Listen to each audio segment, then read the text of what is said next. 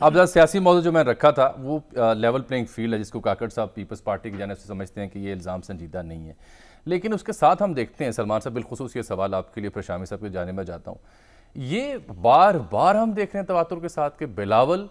جلسے میں کچھ اور فرما رہے ہیں، زرداری صاحب پھر ہفتہ ڈیڑھ ہفتہ انتظار کرتے ہیں، کچھ چھوٹی سا بیان آ جاتا ہے، کبھی اخبار کی سرخی بن جاتی ہے، جیسے زرداری صاحب الیکشن کمیشن پر اعتماد کا اظہار کر رہے ہیں، انہیں صاف شفاف انتخاب ہوتا دکھائی دے رہا ہے، بلاول البتہ کہہ رہے ہیں کہ جی یہ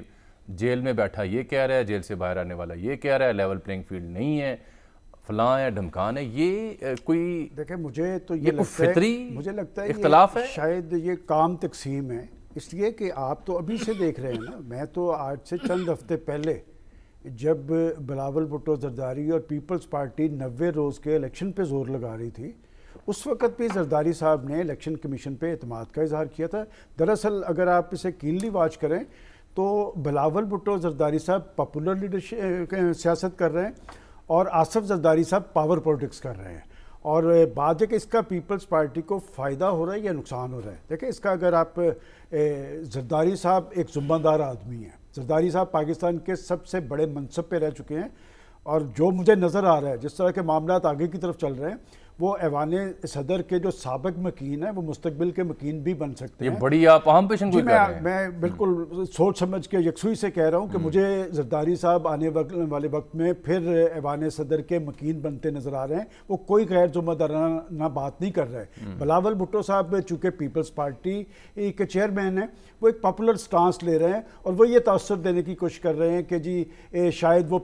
پاکستان مسلم لیگ نون کی سیاست یا ان کی لیڈرشپ کی سیاست پر اثر انداز ہو پائیں گے۔ دیکھیں جاوید صاحب، میں سمجھتا ہوں کہ ماضی قریب میں بھی وہ اکٹھے تھے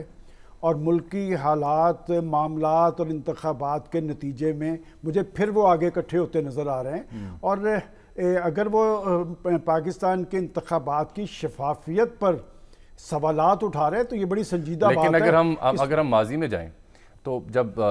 شہباز شریف صاحب کچھ اور بیان دیا کرتے تھے، نواز شریف صاحب کچھ اور، تو اس سے ان کی جماعت کو نقصان پہنچا تھا۔ میں یہی بات آپ کو کہہ رہا ہوں کہ اس وقت بلاول صاحب وہی بات کر رہے ہیں جو پی ٹی آئی کر رہی ہے۔ دیکھیں یہ انتخابات کی شفافیت، اس کی آزادانہ اور غیر جانبدارانہ حیثیت کے آگے اگر سوالیہ نشان کھڑا کر رہے ہیں تو یہ تو پی ٹی آئی بھی یہ بات کہہ رہی ہے، تو اس کا جواب آصف زرداری صاحب کو خود دینا چاہیے، اور پیپلز پارٹی کو مجھے نہیں لگتا کہ اس کا کوئی فائدہ ہو رہا ہے۔ اس سے ایک کنفیوژن، میرا خیال بلاول صاحب کو پارٹی کے اندر سپیس نہیں مل رہی، لوگ سنجیدگی سے بات آصف زرداری صاحب کی ہی لیتے ہیں۔